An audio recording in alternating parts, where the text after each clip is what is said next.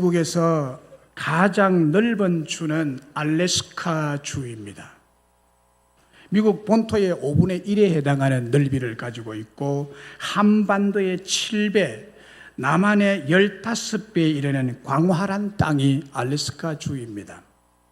주민은 65만 명에 불과하지만 금과 석유 등 천년 자원이 엄청나게 풍부한 미국의 전략적 요충지입니다. 미국은 1867년에 이 땅을 제정 러시아로부터 720만 달러에 사들였습니다. 1222평의 2센트 꼴을 지급하고 산 것입니다. 약 1000평에 300원 꼴이죠. 300원 꼴. 300원 꼴로 이렇게 땅을 사들인 것입니다. 그냥 공짜로 그냥 가져온 거죠. 그 넓은 땅을. 그 무렵 미국의 여론은 알래스카 매입에 부정적이었습니다. 하지만 당시 국무장관이었던 윌리엄 시워드는 이렇게 말했습니다. 나는 눈 덮인 알래스카를 바라보고 그 땅을 사들이자는 것이 아닙니다. 나는 그 안에 감추어진 무한한 보고를 바라보고 사자는 것입니다. 여러분, 나는 우리 세대를 위해서 그 땅을 사자는 것이 아닙니다. 나는 다음 세대를 위해서 그 땅을 사자는 것입니다 라고 외치며 미국 국민들과 의원들을 설득을 시켰습니다. 그 결과 이 알래스카의 매입 문제는 상원위원회에서 겨우 한 표 차로 사는 것으로 통과가 되었습니다. 이 땅을 산 이후 시워드 장관은 생전에 줄곧 이 알래스카 때문에 시달렸습니다. 사람들은 알래스카를 가리켜 시워드의 아이스박스라고 비아냥거렸습니다. 이 알래스카를 매입한 후 미국 사람들에게 시워드의 어리석은 짓이라는 용어가 만들어질 정도로 시워드는 미국 국민들의 비난에 시달려야 했습니다. 반면에 러시아에서는 쓸모없는 땅을 비싼 값에 잘 팔았다며 협상단에게 보너스까지 지급을 했다고 합니다. 그러나 그 땅을 매입한 후 불과 30년 뒤에 그 땅에서 엄청난 거대한 금광이 발견이 되고 20세기에 들어서 엄청난 석유의 매장 사실까지 밝혀지면서 알래스카는 미국의 보물이 되었습니다. 그리고 소련과의 군사적 전략적 위치로서 굉장히 중요한 땅이 알래스카 주가 되었습니다. 지금의 미국인들은 시워드 국무장관의 해안을 높이 평가하면서 칭송을 하게 되었습니다. 당신은 그 가치를 잘 모르지만 시간이 지나면 이렇게 선명하게 어떤 가치, 그 높은 가치가 드러나는 것들이 참 많습니다. 그 중에 대표적인 것이 삼위 하나님 중에 성령님의 역사하심입니다. 이 성령님의 역사하심은 우리 믿는 자들에게는 알래스카와 비교할 수 없는 엄청난 가치가 있는 보물이요 보화입니다. 지금도 성경은 시워드 국무장관이 알래스카를 사야 한다고 말하는 것처럼 성령의 세례, 성령의 충만함을 받아야 한다고 강력하게 권면도 하고 명령도 하고 있습니다. 하루 종일 이리 쫓기고 저리 밀리는 전쟁처럼 치열한 경쟁이 현실이고 한 끼 먹고 살기 바쁜데 뭔 성령이냐?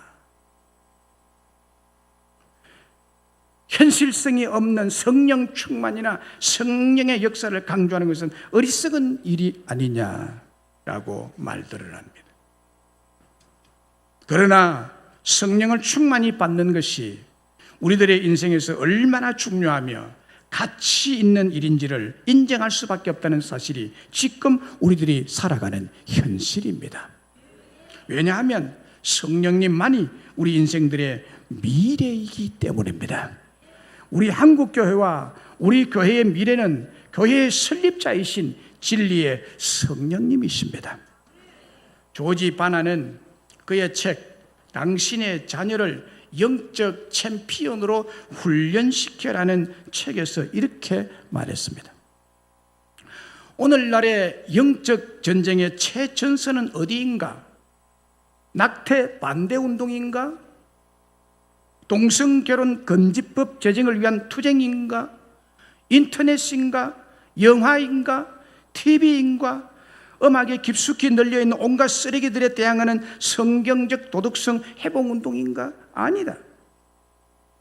확신하건대 영적 전쟁의 최전선은 어린이들의 머리와 가슴과 영혼 속이다.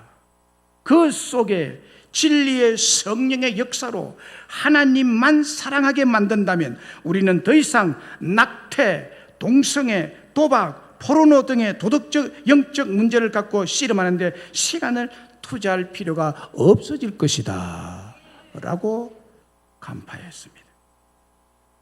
그렇습니다.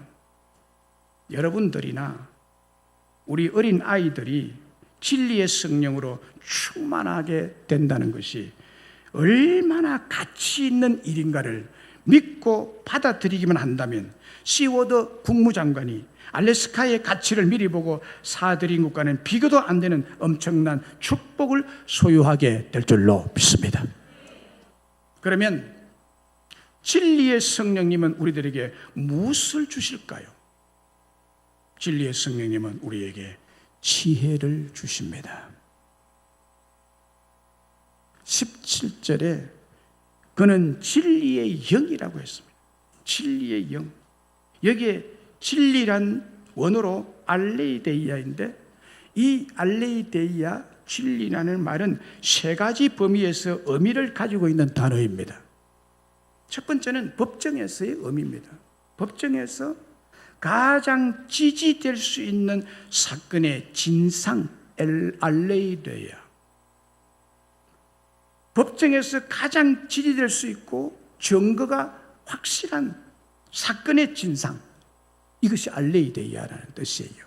그리고 역사에서 거짓으로 꾸며진 신화와 완전히 반대되고 구별되는 실제적인 사건, 알레이데이아라는 의미예요. 실제적인 사건, 신화가 아니고 거짓으로 꾸며지고 왜곡된 어떤 역사적인 그런 거짓이 아니라 실제적인 사건, 그것이 진리라는 거예요. 그게 알레이데이아라는 뜻입니다. 그리고 철학에서 절대적인 의미의 참된 것을 의미합니다. 그걸 알레이데이아라 그래요.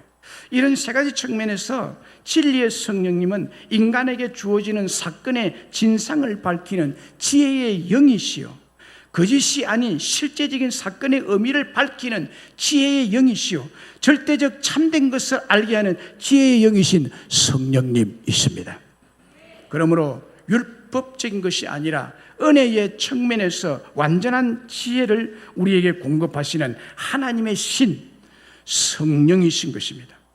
그래서 진리의 영은 지혜의 영이라는 말과 같은 뜻입니다. 그러므로 진리의 성령님은 곧 지혜의 성령님이십니다. 출애굽기 31장 2절 3절에 내가 유다지파 훌의 손자여 우리의 아들인 브사레를 지명하여 부르고 하나님의 영을 그에게 충만하게 하여, 하나님의 영을 그에게 충만하게 하여 지혜와 총명과 지식의 여러 가지 재주로라고 말합니다. 하나님의 영을 충만하게 해서 지혜가 그의 마음속에, 머릿속에, 생각 속에 충만하게 일어나서 하나님의 성전을 아주 아름답게 정교하게 조각해서 건축을 하도록 그렇게 하나님이 역사하셨다는 거예요. 그래서 평범한 사람에게 하나님의 영이신 성령을 충만히 부어주시면 지혜의 사람이 되는 것입니다. 그러니까 성령님은 진리의 영이신 동시에 지혜의 영이십니다. 신명기 34장 9절에 보면 모세가 눈의 아들 여호수아에게 안수하였으므로 그에게 지혜의 영이 충만하니라고 했습니다. 지혜의 영이 충만하니, 지혜의 영이 누구죠? 성령님이십니다. 성령님, 곧 진리의 영, 지혜의 영이 여호수아에게 충만히 임하니까 이스라엘 자손이 여호수아의 말을 순종하였더라고 합니다. 이사야 11장 2절에도 보면 그의 위에 여호와의 영 곧 지혜와 총명의 영이요, 지혜와 총명의 영이요, 모략과 재능의 영이요라고 했습니다. 성령님은 지혜의 영, 총명의 영, 모략의 영, 재능의 영입니다. 성령님이 이런 것을 주신다는 거예요. 성령님이 한 심령 속에 임하면 모든 사람에게 지혜와 총명을 부어주시는 하나님이 신이시여 하나님의 영이신 줄로 믿습니다. 요한복음 14장 26절에도 보혜사 곧 아버지께서 내 이름을 보이실 그가 너희에게 모든 것을 가르치고 내가 너희에게 말한 모든 것을 생각나게 하리라. 보혜사 성령님은요, 우리에게 모든 것을 가르쳐 주시는 분이세요. 예수님께서 말씀하신 모든 진리를 다시 생각나게 하는 기억력을 새롭게 해 주시기 때문에 지혜로운 사람이 되게 하십니다. 성령님은 지혜로우신 영이십니다. 그렇습니다. 요셉에게 지혜의 성령이 충만하여 애굽 왕 바로의 꿈을 알려주고 그 꿈을 성령님이 주시는 지혜로서 풀어 설명할 수가 있었습니다. 이 꿈 해몽으로 요셉의 지혜가 인정이 되어서 애굽 나라의 국무총리가 될 수가 있었습니다. 그때 바로 왕이 요셉에게 한 말을 들어보세요. 창세기 41장 38절로 39절에 바로가 그의 신하들에게 이르되 이와 같이 하나님의 영에 감동된 사람을 우리가 어찌 찾을 수 있으리요 하고 요셉에게 이르되 하나님이 이 모든 것을 내게 보이셨으므로 너와 같이 맹찰하고 지혜 있는 자가 없도다 라고 했습니다. 하나님의 영에 감동된, 하나님의 영이 충만하게 임하니까 요셉의 그 지혜와 맹철을 따라올 사람이 없다고 당시의 최고의 나라인 바로 왕이 극찬을 한 말입니다. 성령 충만한 요셉에게. 지혜의 성령님이 임하니까 사행수에서 하루아침에 국무총리가 되는 인생 역전의 승리가 축복으로 임하게 된 것입니다. 그 지혜의 은혜로 부모와 모든 형제들을 흉년의 때에 구원해낼 수가 있었던 것입니다. 다니엘도 요셉과 똑같은 지혜의 영이신 성령의 충만함으로 느부갓네살 왕의 꿈을 해석할 수 있었습니다. 다니엘서 1장 20절에 왕이 그들에게 모든 일을 묻는 중에 그 지혜와 총명이 온 나라 박수와 술객보다 10배나 나은 줄을 아니라 라고 했습니다. 당시 최고의 나라인 바벨론에서 최고로 지혜롭다고 하던 박수와 술객보다 10배나 더 지혜롭고 총명했다는 것이 다니엘에 대한 평가입니다. 그리고 지혜로운 왕 하면 누구죠? 지혜로운 왕 누구예요? 솔로몬 왕. 그도 생내적으로 지혜를 타고난 자가 아닙니다. 그에게 지혜의 하나님이신 성령께서 그에게 충만히 임하심으로 지혜로운 왕이 될 수 있었던 것입니다.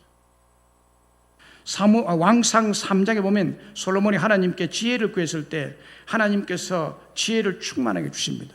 열왕기상 3장 12절에 내가 네 말대로 하여 네게 지혜롭고 총명한 마음을 주노니 네 앞에도 너와 같은 자가 없을거니와 내 뒤에도 너와 같은 자가 일어남이 없으리라고 했습니다.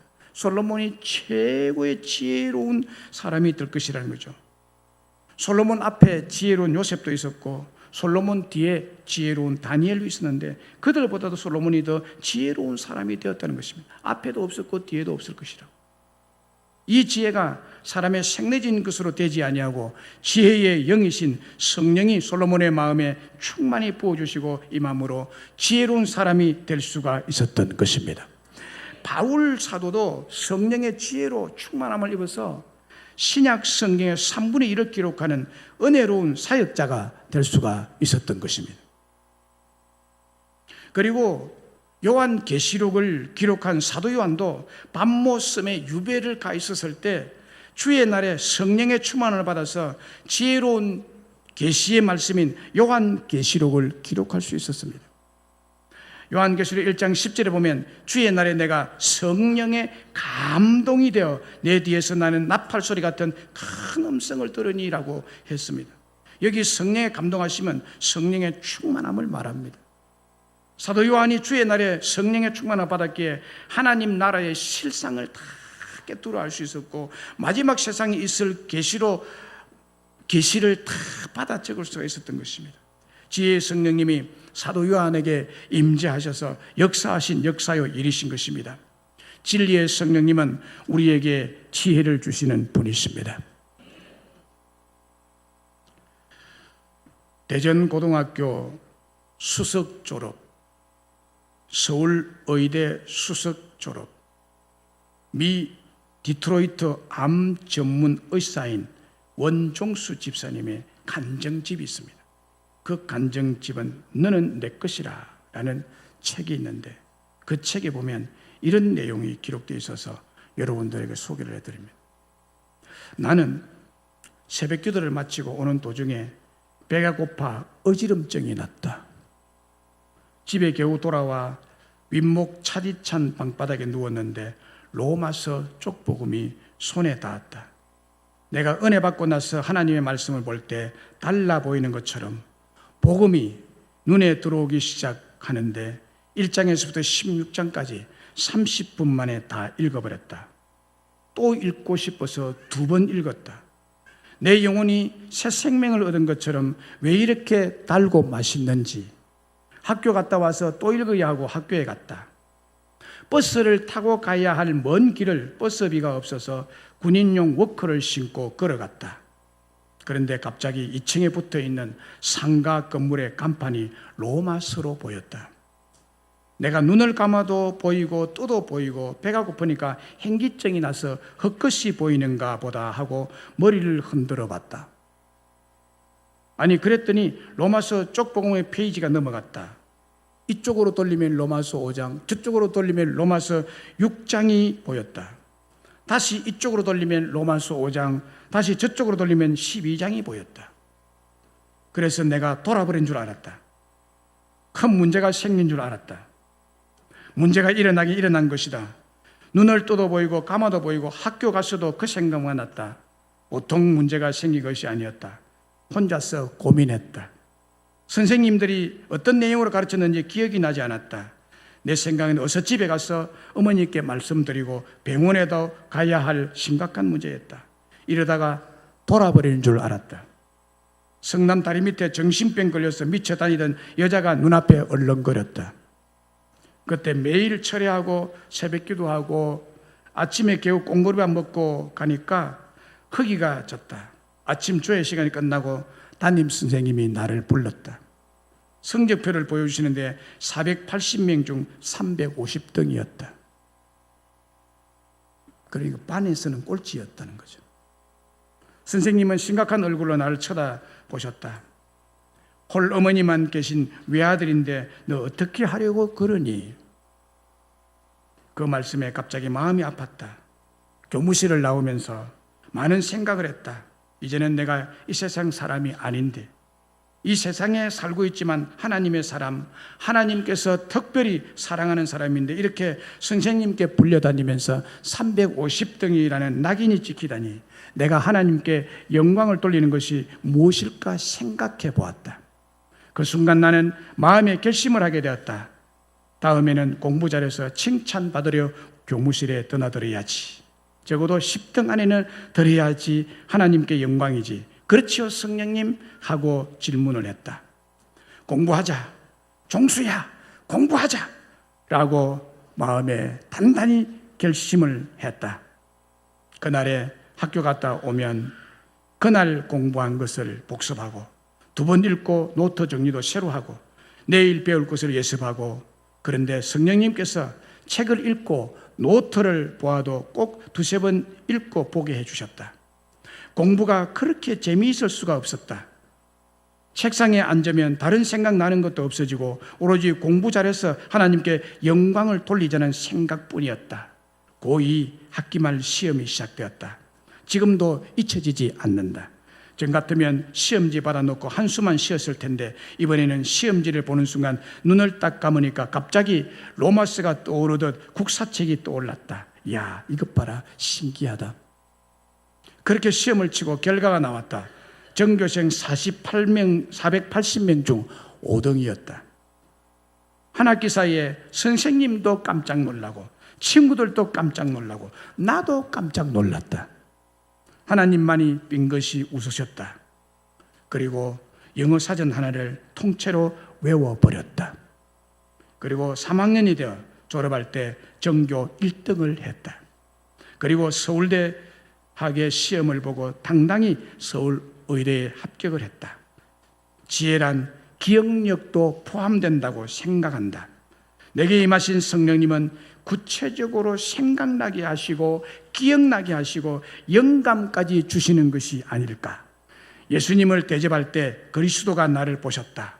어머니의 섬김의 생활 태도를 보시고 어머니가 가장 사랑하시는 아들에게 성령님께서 지혜를 선물로 주셨던 것이다.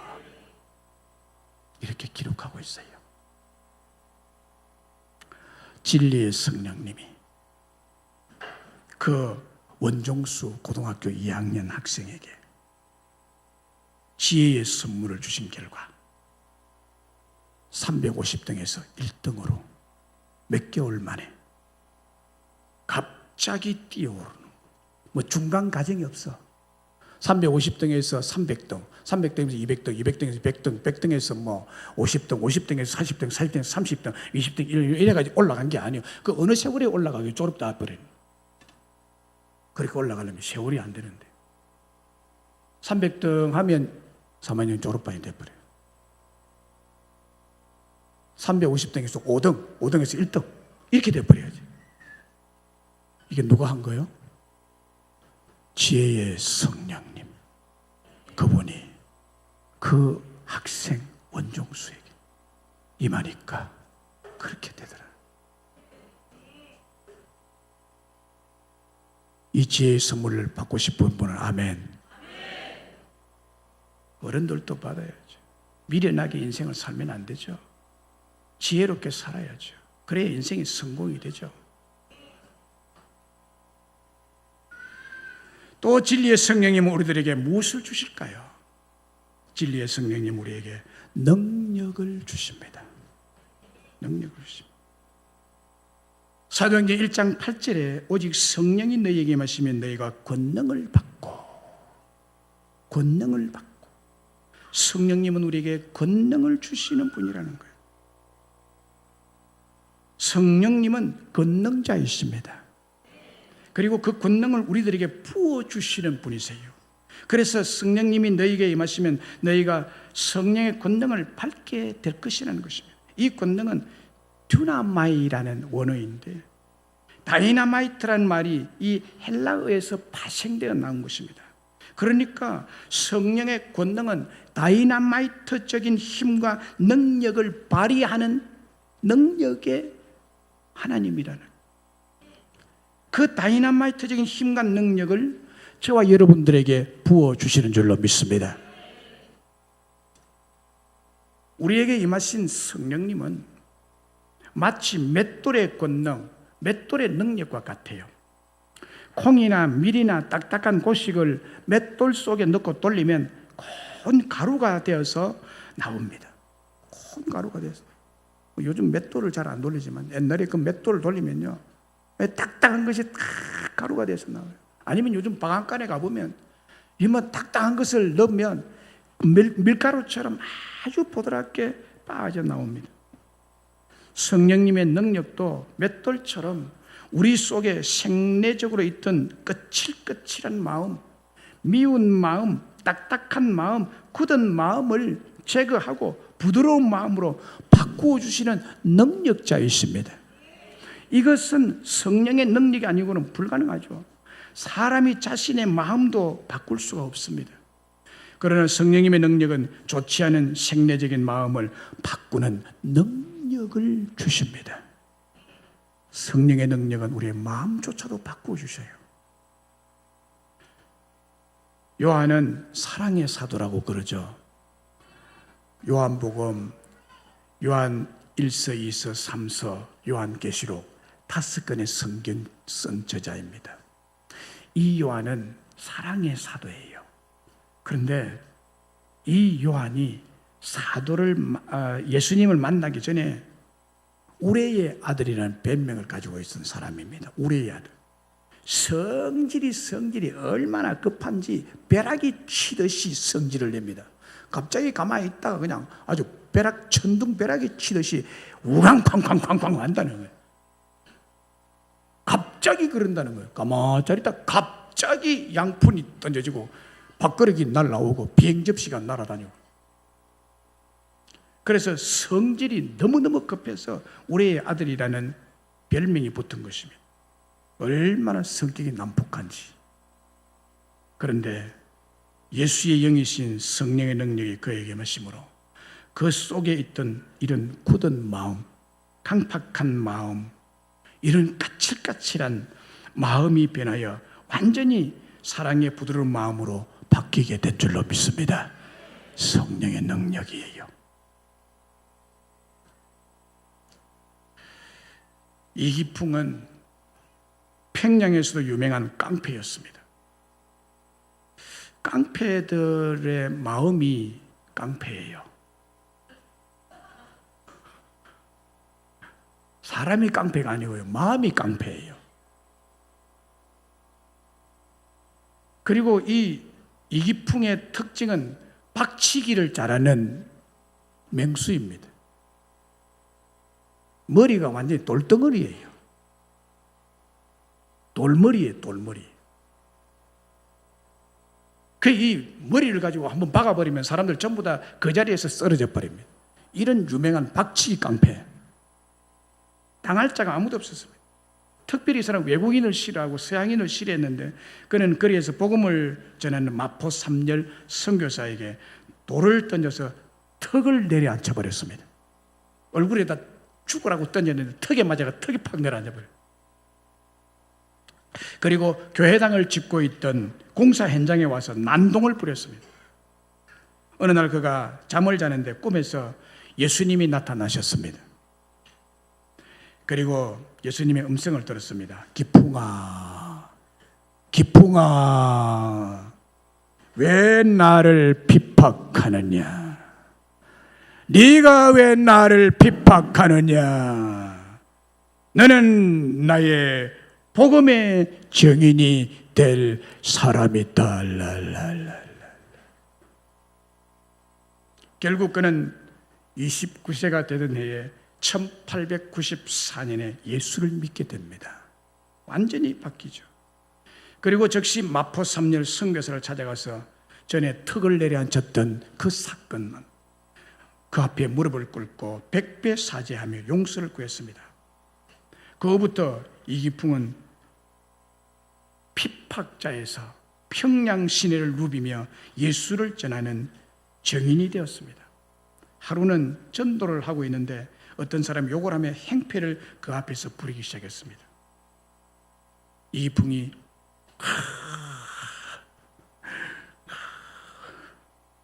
옛날 같으면 한 방이면 끝날 일인데 이전의 사람이 아니기에 보복하지를 아니했습니다. 하루아침에 거친 깡패가 폭력적인 사람이 부드럽고 온유한 사람으로, 사랑의 사람으로 바뀐 것입니다. 여러분, 이것은 이기풍 자신의 힘이나 능력이나 의지에서 나온 것이 아닙니다. 성령께서 그 능력으로 역사하니까 그 깡패의 마음이 예수를 전하는 전도자의 마음으로 바뀌게 된 것입니다. 하나님은 이렇게 우리에게 능력으로 역사하시는 분이세요. 성령 하나님은 여러분에게 이런 능력을 주실 분인 것을 믿으시기를 바랍니다. 모든 인생은 두 갈래 길을 가게 되어 있습니다. 우리 인생은 한 번뿐이죠. 그래서 일생이라고 그래요. 한 번뿐인 이 인생 길 중에 많은 사람을 살려서 생명의 길로 인도하는 삶을 살아갈 수가 있고, 또 자기의 이기적인 욕망의 노예가 되어서 도리어 많은 사람을 해치면서 허망한 공동묘지로 치달을 수도 있습니다. 제가 장례식장에 자주 가는데요, 장례식장에 갈 때마다 저 나름대로 깊이 느끼는 어떤 느낌이 있습니다. 그것이 무엇인가 하면 장례용품들에 대한 생각입니다. 장례용품들과 관련된 것인데 망자에겐 수의를 입히죠. 수의는 주로 삼배로 만들어지는데 삼배의 종류에 따라서 수의의 가격이 달라집니다. 최상품 삼배는 안동포 삼배입니다. 안동포로 제작된 수의의 가격은 제일 싼 제품의 20배 가까이 나갑니다. 관도 마찬가지입니다. 오동나무 관, 홍송관, 향나무 관에 이르기까지 재질에 따라 관의 가격이 역시 천차만별입니다.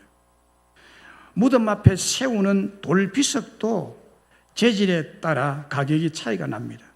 주로 비석에 쓰이는 돌은 하강암이나 대리석을 씁니다. 이 비석도 죽음용품이죠. 죽은 자의 이름을 새겨놓고 그냥 쓸쓸히 홀로 무덤 앞에 서 있습니다.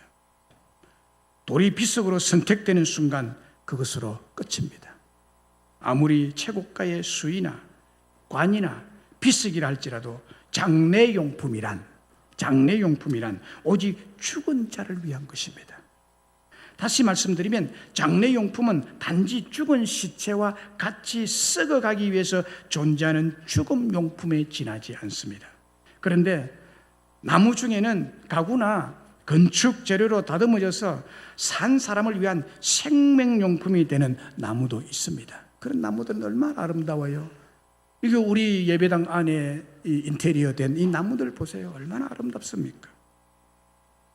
옷도 마찬가지입니다. 돌도 마찬가지입니다. 대리석, 화강석, 펜모함 이런 것들 다듬어서요 마루 바닥에 혹은 벽에 발라 놓으면 얼마나 아름다운지 몰라요. 그런데 유독 죽음용품이 되어 시체와 더불어 썩어져 간다는 것은 기가 막힌 일이죠. 가구나 건축 재료 등 산 사람의 생명용품 나무나 옷이나 돌은 재활용이 가능하지만 죽음용품은 재활용이란 아예 불가능한 것입니다. 처음부터 일회용이죠. 누구에게 물려주거나 물려받을 대상이 아니죠. 관을 누구에게 물려줍니까? 아버지 쓴 관을 아들이 씁니까? 수의를 물려받습니까? 어머니가 입고 갔던 수의를 벗겨서 다시 딸이 입습니까? 비석을 물려받습니까? 가령 무덤을 이장할 경우도 그 자리에 섰던 비석을 가져가는 법은 없습니다. 그 자리에서 파손해버리거나 바로 그곳에 깊이 묻어버립니다. 그런데 생명용품으로 쓰여지는 나무나 옷이나 돌은 얼마나 아름답게 산 사람들을 행복하게 해주는지 모릅니다. 같은 산에서 함께 자라고 같은 산에 함께 어우러져 있었지만은 어떤 것은 생명용품으로 어떤 것은 죽음용품으로 갈라집니다. 사랑하는 여러분, 여러분의 인생도 마찬가지입니다. 보기는 같은 사람이라도 다 같은 사람이 아닙니다. 한 번뿐인 여러분의 인생이 생명용품일 수도 있고 아니면 죽음용품일 수도 있습니다. 어떤 사람이 생명용품일까요? 또 어떤 사람이 죽음용품일까요? 그것은 간단합니다. 생명의 성령님, 진리의 성령님, 지혜의 성령님, 능력의 성령님을 내 마음에 모셔 들이셨는지에 달려 있습니다. 여러분, 하나님은 이 시간 생명의 성령님, 진리의 성령님, 능력의 성령님을 여러분 마음속에 모셔드리기를 원하십니다. 오시옵소서라고 환영하고 받아들이시면 여러분의 심령 속에 마음 속에 임재하실 것입니다. 그리고 여러분 속에 임재하신 진리의 성령님은 생명의 능력이기 때문에 여러분에게 생명의 능력을 입혀 주실 줄로 믿습니다. 생명용품으로 살아가도록 역사하실 것입니다. 이것이 성령님의 삶의 능력, 생명의 능력입니다. 저는 1977년 9월에 군에 입대해서 1980년 6월에 병장 만기 제대를 했습니다. 강원도 양구군 팔량리, 방산리, 대암산 정상, 대우산 정상, 투솔산 정상, 펀치볼 일대, 군기지 일대를 아우르는 21사단 4대대를 근무했습니다. 그로부터 40년 전의 일이지만 3년 동안의 강원도 군대 생활을 잊을 수가 없습니다. 좋은 추억보다는 힘들고 외롭고 고통스러운 추억으로 잊혀지지 않습니다. 그 중에 하나, 겨울철입니다. 겨울이면 밤낮 하루 종일 혹은 2, 3일 혹은 일주일씩 하늘이 보이지 않을 정도로 눈이 내립니다. 강원도 눈 그러면 막 엄청나죠. 매년 겨울마다 영하 20도, 30도를 오르내리는 한파가 계속되고요. 이 산 정상에 기지가 있었는데 그곳에 근무했거든요. 계속 눈이 내리므로 허리까지 빠지는 눈을 제설 작업을 하고 나면 길 양옆에 눈백이 서요. 눈백이 서고 이제 눈 터널이 뚫어지는. 밤중에 근무를 씁니다. 한겨울의 밤중에 근무를 쓰는데 초소에서 근무를 쓰고 M16 소총을 메고 초소에서 보초를 쓰면 칠흑같이 어둡고 고요한 산정상 산야에 눈이 내립니다. 하염없이 눈이 내리는데 눈 내리는 소리가 그 고요한 산야에 눈 내리는 소리가 사박 내려요. 해 뜨는 아침이 되면 백색 천지에 나무가지는 쌓인 눈의 무게에 짓눌려 모두 아래로 쭉 늘어져서 금방이라도 부러질 정도로 그렇게 쭉 늘어져 있습니다. 그러다가 눈이 멈추면 가지에 쌓인 눈은 가지에 부는 가느다란 미풍에 날아가 버리거나 따뜻한 햇볕에 녹아져 없어져 버립니다. 눈이란 대기 중에 물방울이 급속도로 얼므로 생기는 부드러운 얼음 결정체입니다. 눈의 결정체 모양은 정육면체, 정팔면체, 별 모양, 나무 모양인데 그 크기는 일반적으로 0.1mm에서 5mm의 크기입니다. 이 작은 결정체의 하나하나의 무게라야 극히 미미합니다. 그럼에도 그 눈으로 인해 나무 가지가 휘어지고 혹 부러지기도 합니다. 튼튼한 축사가 눈의 무게에 못 이겨 무너지기도 합니다. 알프스의 눈 사태는 산악인의 공포의 대상이기도 합니다. 깃털보다 더 가벼운 눈송이, 금방 녹아버릴 눈의 힘과 위력이 이만큼의 영향력을 발휘할 수 있다면 하물며 전능하신 하나님이신 생명의 성령님, 진리의 성령님, 그 능력은 얼마나 거대하고 위대하고 크겠습니까? 능력의 성령님이 여러분의 심령 위에 임한다면 어찌 여러분의 삶과 무관할 수 있겠습니까? 그리고 여러분에게 임하신 성령의 능력으로 인해 가족과 자녀들의 미래의 역사를 생명의 역사로 생명용품으로 뒤흔들어 놓으며 새롭게 세워 가실 것을 믿습니다. 그러면 진리의 성령님 우리의 역사하고 임재하셔서 우리를 위해 일하시도록 하기 위해서 우리는 무엇이 필요할까요? 기도와 말씀이 필요합니다. 사도행전 1장 14절에 보면 여자들과 예수의 어머니 마리아와 예수의 아우들과 더불어 마음을 같이하여 오로지 기도에 힘쓰더라. 오로지 기도에 힘쓰더라. 오로지 기도에 힘쓰더라. 기도를 오직 기도에 힘쓰고 사도행전 2장으로 넘어가서 호련히 하늘로부터 급하고 강한 바람 같은 소리가 있어 그들이 앉은 온 집에 가득하며 마치 불의 혀처럼 갈라지는 것들이 그들에게 보여 각 사람 위에 하나씩 임하여 있더니 그들이 다 성령의 충만함을 받고 성령이 말하가심을 따라 다른 언어들로 말하기를 시작하니라 라고 했습니다. 성령이 은혜로 임하신 때는 기도할 때였습니다. 기도할 때 우리 위에 충만히 임하셔서 지혜와 능력을 입혀 주시는 분이십니다. 그리고 말씀 가운데 성령이 임하십니다. 사도행전 10장 44, 45절에 베드로가 이 말을 할 때 성령이 말씀 듣는 모든 사람들에게 내려오시니, 말씀 듣는 모든 사람들에게 내려오셨다라고 했습니다. 성령이 말씀 듣는 모든 사람들에게 내려오시는 것입니다. 이 시간에 내려오시는 거예요. 성령님이 말씀 듣는. 어떤 사람은 교회에서 하나님의 음성을 안 듣고요, 여러분 설교 시간 하나님은 이 설교를 통해 여러분들 말씀하신 것입니다. 그런데 여기는 안 듣고요, 뭐 시장 보다가 어디 하나님의 음성 들었대, 애완견 몰고 가다 그것을 하나님 음성 들었대, 개소리 듣고. 하나님 개를 통해서 말씀하시겠죠. 뭐 특별히 급하면 개 몰고 다니지 마라.